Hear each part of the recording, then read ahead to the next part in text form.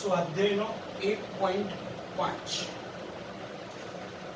ચલો સ્વાધ્યાયનો 5મો દાખલો. જ્યારે કાચના સળિયાને રેશમી કાપડ સાથે ઘસવામાં આવે છે ત્યારે વિદ્યુતભાર બંને પર દેખા દે છે. આવી ઘટના પદાર્થોની અન્ય જોડીઓ માટે પણ જણાય છે. વિદ્યુતભાર સુરક્ષા નિયમ સાથે આ બાબત કેવી રીતે સુસંગત છે તે સમજાવો.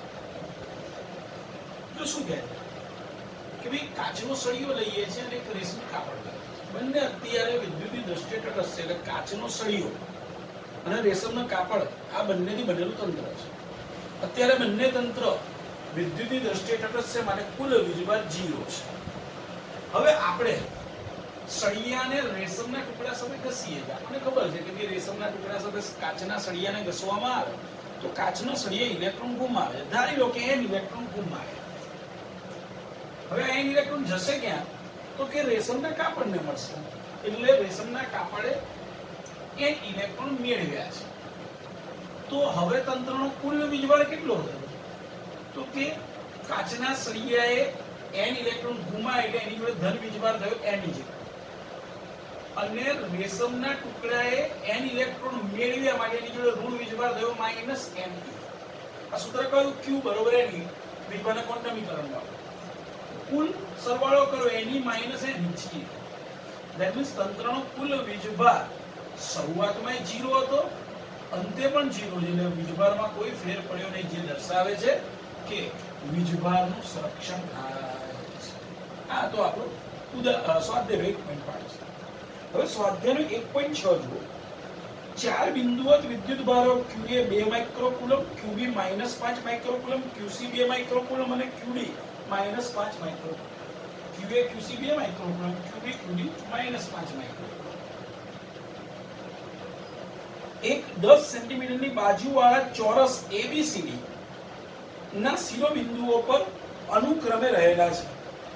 ચોરસના કેન્દ્ર પર મૂકેલા 1 માઇક્રોકુલમ વિદ્યુતભાર પર લાગતું બળ શોધો. તો આ ચોરસ ABCD છે, જેની દરેક બાજુનું માપ 10 સેન્ટીમીટર એટલે કે 0.1 મીટર છે. આ દરેક શિરોબિંદુ પર અનુક્રમે QA, QB, QC, QD વીજભાર રહેલા છે. જ્યારે એના કેન્દ્ર પર અહીંયા આગળ 1 માઇક્રોકુલમ વીજભાર મૂકેલો છે, તો એની પર લાગતું પરિણામી બળ શોધો એવું આપણને કીધેલું છે. બે કેન્દ્ર પર 1 માઇક્રોકુલમ વીજભાર મૂક્યો છે, એની પર લાગતું બળ શોધો.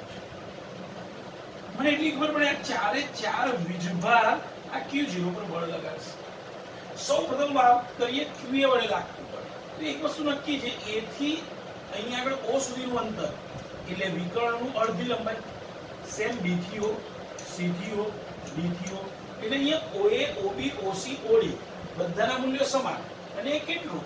તો કે રિયલમાં વિકર્ણનું માપ √2l હોય. એનું અડધું √2l/2 એટલે કે l/√2. l ની કિંમત 0.1/l.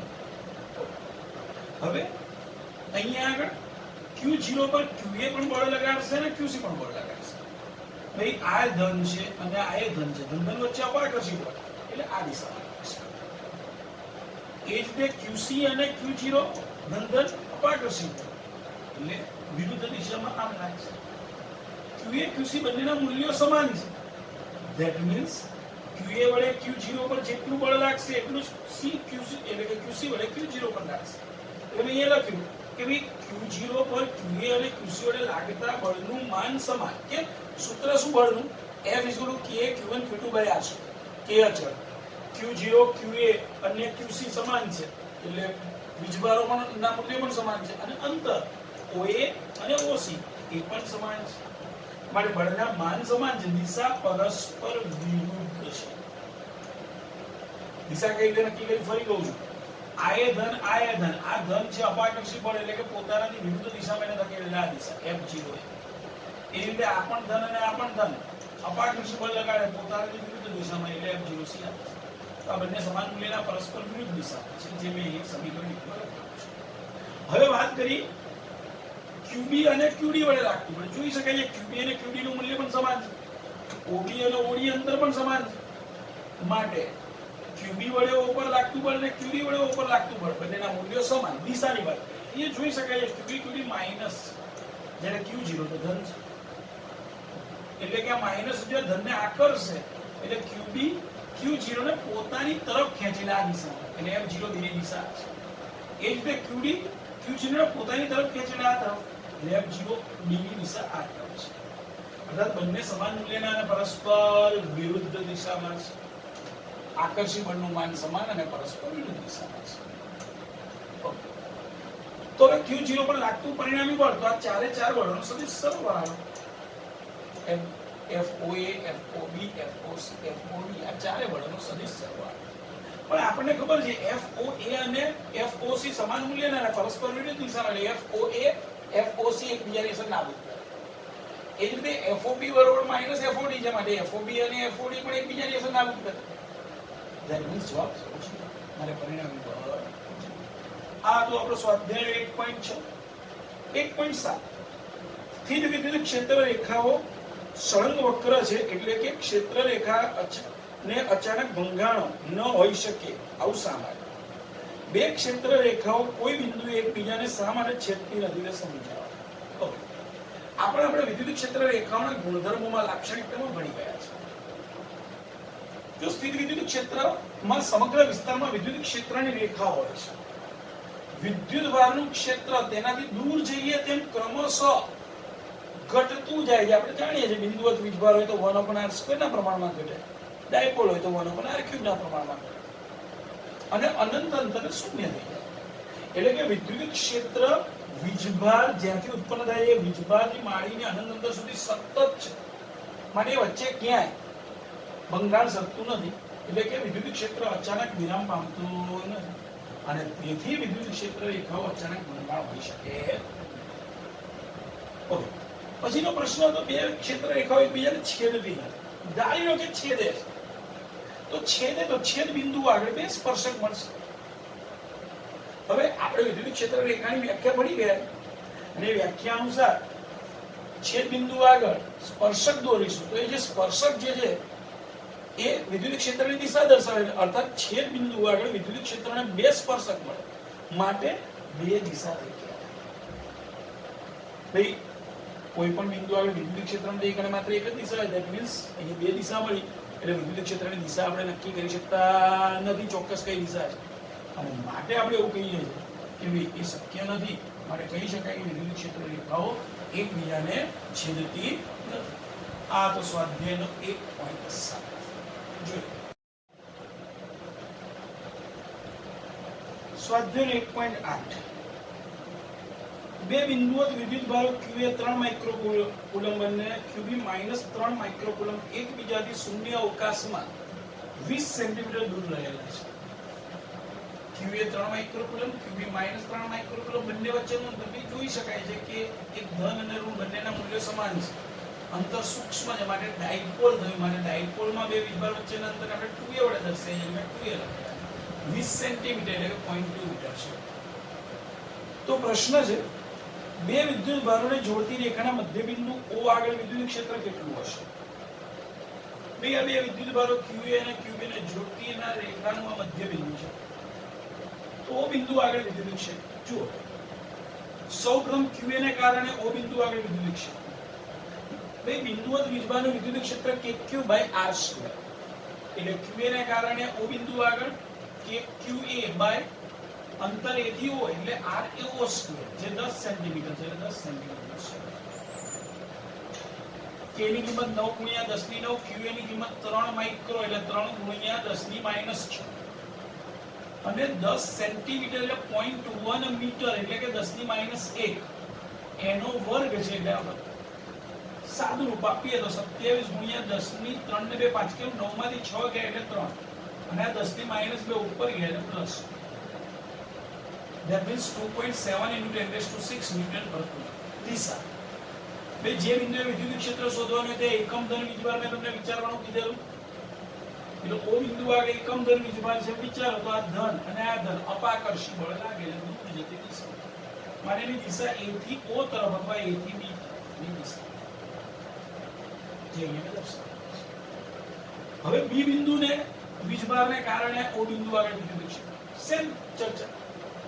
ભાઈ એ ઋણ વીજભાર છે, એના વડે લાગતું વિદ્યુત બળ આકર્ષી પ્રકારનું હશે માટે Na એકમ દર વીજભારને પોતાની તરફ ખેંચશે એટલે એની દિશા પણ O થી B અથવા A થી B તરફ છે એટલે E ની દિશા. ઓકે, મૂલ્યની વાત સેમ ચર્ચા. kq/r² એટલે કે kqb અંતર આ 20 સેન્ટીમીટર તો આ અડધું 10 તો આ બાકીનું પણ 10 તો qa qb ના મૂલ્ય તો સમાન છે, અંતર પણ છેદમાં 10 સેન્ટીમીટર નો સ્ક્વેર છે એટલે આની આ જ ચર્ચા થઈ તો આ મૂલ્ય ડાયરેક્ટ લખીએ 2.7 × 10⁶ ન્યૂટન પર કુલમ. દિશામાં લખી છે E ની દિશામાં બંને એક જ દિશા. તો O બિંદુ આગળ પરિણામી વિદ્યુત ક્ષેત્ર એટલે આ બંનેનો સદિશ સરવાળો એક જ દિશામાં છે એટલે સાદો સરવાળો એટલે 2 ટાઈમ્સ E ની કિંમત મૂકી દીધી 2.7 × 10⁶. that means 5.4 × 10⁶. દિશા સ્પષ્ટ છે કાં તો E ની લખો કે EB અથવા તો A થી B. ઓકે, બીજો પ્રશ્ન છે જો 1.5 × 10⁻9 કુલંબ માન ધરાવતો એક ઋણ પરીક્ષણ વિદ્યુત ભાર નેગેટિવ -1.5 × 10⁻9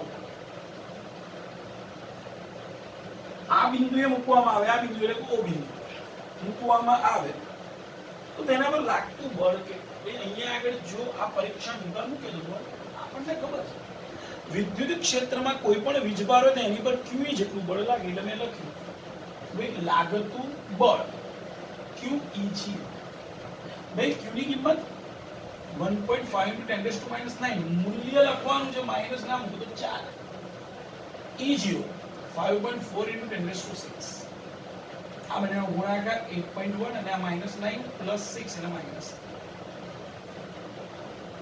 8.1 × 10⁻3 માઈનસ છે એવું દર્શાવે છે કે વિદ્યુત ક્ષેત્રની વિરુદ્ધ દિશામાં. હવે વિદ્યુત ક્ષેત્ર A થી B તરફ છે તેની વિરુદ્ધ દિશા શું થાય B થી A તરફ. આ તો સ્વાધ્યાયનો એક પોઈન્ટ. હવે જોઈએ 1.9 એક તંત્રમાં બે વિદ્યુત ભારો QA 2.5 × 10⁻7 કુલમ અને QB -2.5 × 10⁻7 કુલમ અનુક્રમે આ QA અને QB અનુક્રમે 0 0 -15 સેન્ટીમીટર અને B 0 0 +15 સેન્ટીમીટર બિંદુએ રહેલા છે એટલે એમના સ્થાન સદિશ આપેલા છે. તો તંત્રનો કુલ વિદ્યુત ભાર અને વિદ્યુત ડાયપોલ ચાકમાત્રા શું? પેલા વિદ્યુત ભાર. ભાઈ કુલ વિદ્યુત ભાર એટલે બંને વીજભારનો સરવાળો તો એક પ્લસ છે એક માઈનસ છે બંનેના મૂલ્ય સમાન છે એટલે બધું ઉડી ગયું છે. હવે ડાયપોલની ચાકમાત્રા એટલે ડાયપોલ મોમેન્ટ Q × 2A એટલે બંને વચ્ચેનું અંતર. તો બંને વચ્ચેનું અંતર શોધવું પડશે એટલે આપણે અંતર શું થાય સદિશ RB - સદિશ R મૂલ્ય લખવું છે મેં માનાઈ લખ્યું. તો જો x ની બાદબાકી 0 y ની બાદબાકી 0 એટલે x અને y લખવાની જરૂર નથી. હવે z યામ પહેલા RB લખી એટલે 15 - -15 એટલે 15 + 15 30 સેન્ટીમીટર. મીટરમાં લખેલો 0.3 મીટર. આ 2a લખાઈ દીધું એના નામ આપી. તો ડાયપોલ મોમેન્ટનું સૂત્ર Q × 2a. Q બેમાંથી ગમે તે એક વીજભારનું મૂલ્ય એટલે 2.5 × 10⁻7 અને અંતર 0.2. 2.5 × 0.3 એટલે 0.75 ગુણ્યા 10⁻7 માટે 7.5 × 10⁻8 કુલમ * મીટર. આ તો આપણું ઉદાહરણ સ્વાધ્યાયનું એક પોઈન્ટ જોઈએ. 1.10 4 × 10⁻9 કુલમ * મીટરની ડાયપોલ ચાકમાત્રા ધરાવતા એક વિદ્યુત ડાયપોલ 5 × 10⁴ ન્યૂટન પર કુલમનું માન ધરાવતા સમાન વિદ્યુત ક્ષેત્ર સાથે 30 ડિગ્રીના કોણે રહેલ છે. 4 × 10⁻9 coulomb * metre dipole moment 5 × 10⁴ newton પર કુલમના વિદ્યુત ક્ષેત્રમાં 30 ડિગ્રીના કોણે મૂકેલ છે. તો ડાયપોલ પર લાગતું ટોર્કનું માન શું? આ તો simple tau = P sin θ. P આપેલું છે, E આપેલું છે, θ આપેલું બધી જ કિંમત મૂકી દો સાદું તમારું છે. 1.11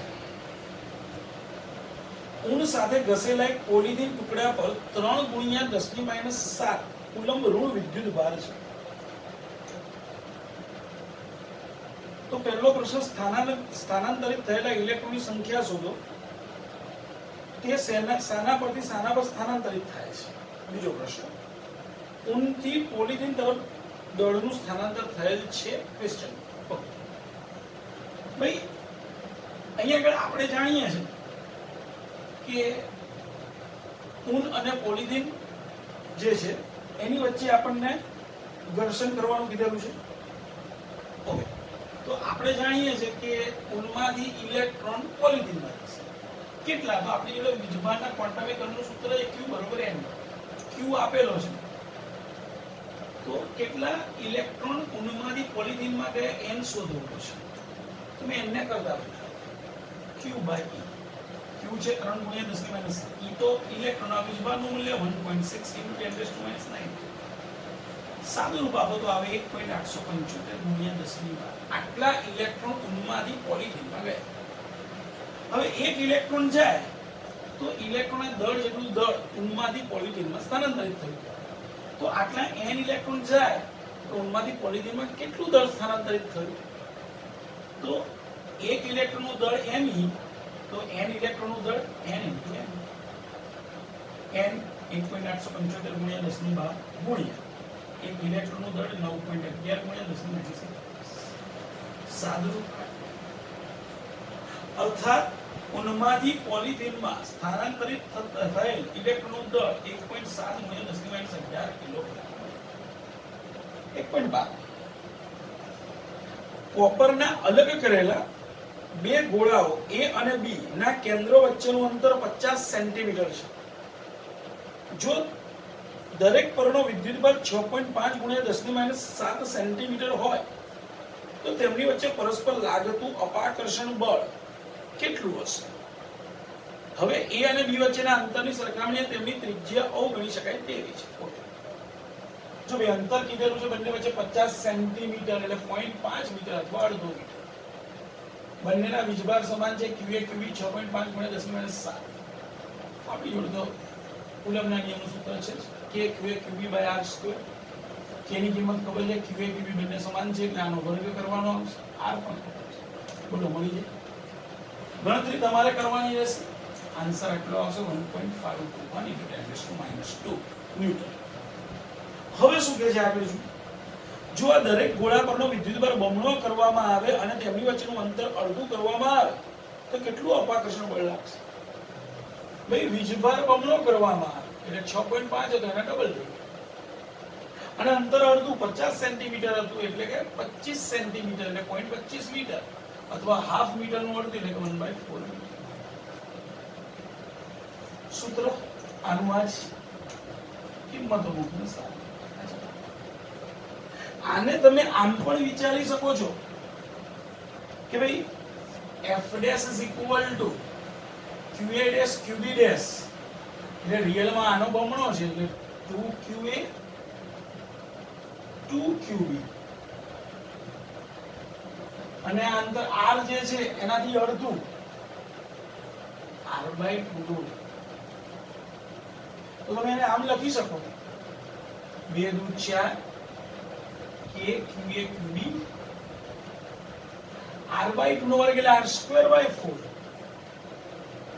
આ 4 છેદના છેદમાં એટલે ઉપર એટલે 16 k QA QB / r². ભાઈ આ તો રિયલમાં f છે. જો તમે આમ કહી શકો 16f. f ની કિંમત શોધેલી છે મૂકી દો. 16 ગુણ્યા 1.521 ગુણ્યા 10 ની માઈનસ 2 ની. સાદું રૂપ આપશો તો આ જવાબ આવશે 2.4 ગુણ્યા 10 ની માઈનસ. એટલે તમે આ રીતે પણ એને ગણી શકો. બોલો ક્લિયર છો? જોઈએ